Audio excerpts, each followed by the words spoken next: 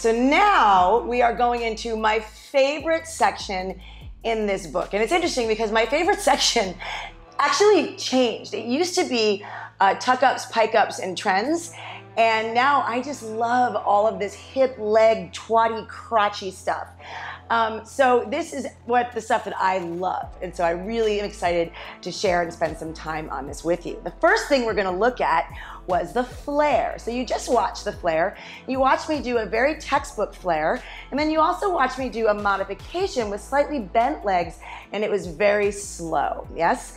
So we're gonna go through the flare. There's a couple of helpful exercises that are going to really help you achieve this flare. And we're also gonna talk about the differences between a flare and a fan. So let's start with our first helpful exercise with our flare. Okay, so we are gonna look at those side sit abs. So if you remember, we did them on a yoga mat before. You can use a piece of tape on your floor, or if you have a floorboard. But what we're gonna think about, obviously, pointing through the shoe, but we want to think of the hips replacing. So I'm gonna bring my legs up in the air. I'm gonna alternate the bent leg. I'm gonna press my arms into the floor. I'm just gonna turn slightly here. Here we go. Shoulders and head are also off the floor, and my thigh bones are slightly past 90 degrees. From here, I'm going to tuck and push and twist and bring this hip to the floor. Yes? Now, I'm gonna fire the obliques, and I'm gonna put this hip and replace it. I'm gonna come up, boom. Here we go.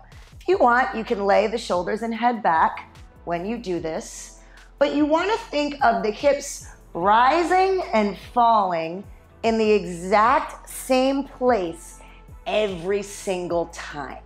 You also don't want the legs to go side to side. So let's look at this from overhead. Hello. So again, I'm gonna do my best to just be these 2 points here. As I'm going through this exercise, my sacrum is never on the floor the way it is now, only in the starting position. So up I go. Here, I'm going to tuck, tap, come down. Fire the obliques, tuck, tap. You'll notice my sacrum is never touching the floor. So that's what we want to start to work on, because when you do this, that point where the hips exchange, we call that your flare point. Yes, and that is extremely important. You want to imagine that you could do this on a balance beam so that it doesn't travel anywhere.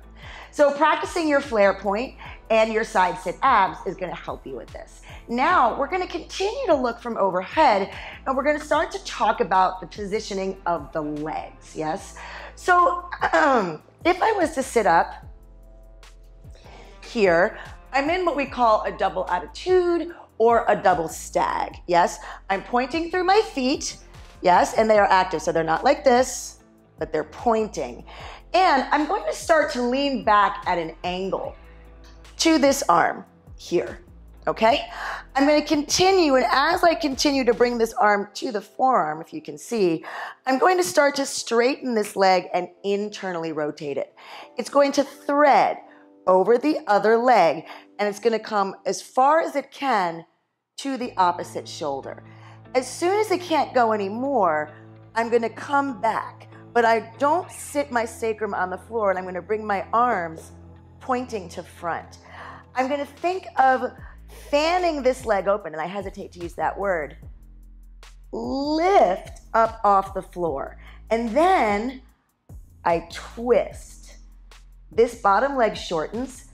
This top leg is gonna pull me back so that my hips are stacked, and then I'm gonna lead from my thigh bone and push up to the other side. Now you'll notice when I'm doing this right now, my legs are bent, and that's totally fine. It's like you're passing through a happy baby, if you will. So let's try this again. So from here, I'm just gonna turn so you can see the back arm a little bit. Oh, perfect, okay. So as I slide back, I'm gonna come through, around, and again, slide down, around, whoop, and coming back up. Now let's take a look at it from the front.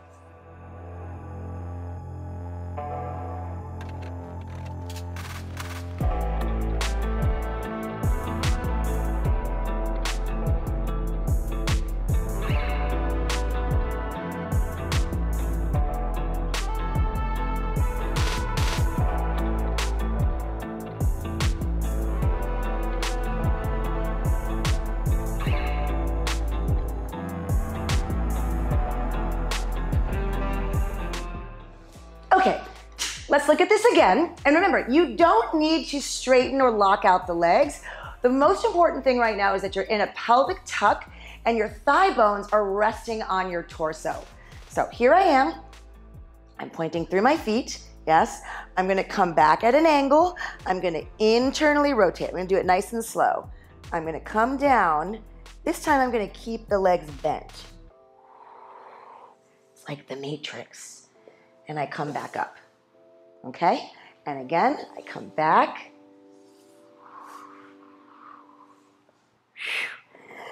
And I come back up. If you wanted to slow it down even more so you can really understand that, you can come around, you can start to play a little bit.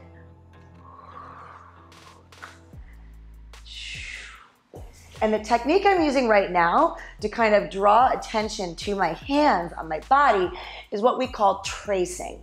Yes? So I'm thinking about touching my skin, grabbing my flesh, drawing the attention to the parts of the body that I want my viewer to be looking at. And it doesn't always have to be your tits and your crotch or your ass. It can be any number of things, yes? All right, so now that we have this slow flare, we have this flare point, yes? You wanna make sure that you're not rolling side to side. So let's look at something similar, but not a flare. Let's see if I can do it. So if I come back, that is not a flare, okay? I'm starting on this bottom hip. Even if I bring the legs back, I'm coming through my sacrum, yes? I'm rolling to the other hip, I'm traveling to the side, and I'm coming back up.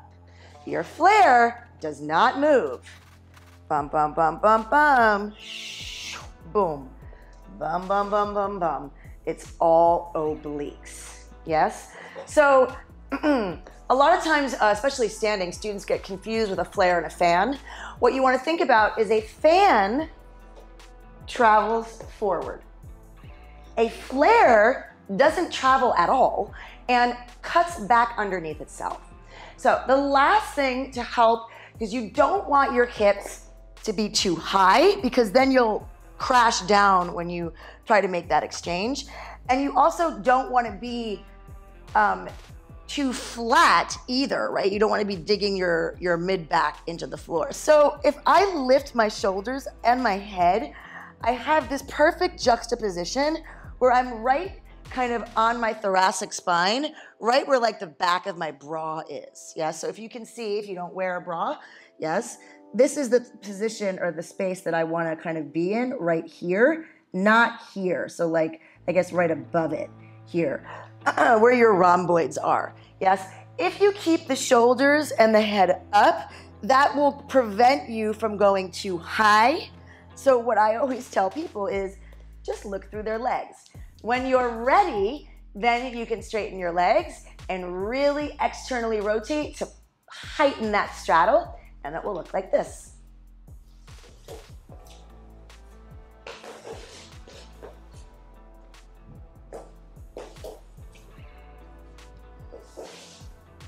And that's your flare. Send us videos. You can send us videos of the exercise, the variations, whatever you want. Have fun with it. Give yourself some space. The flare is one of my favorite moves. I absolutely love it. And hopefully you do too. See you in the next video.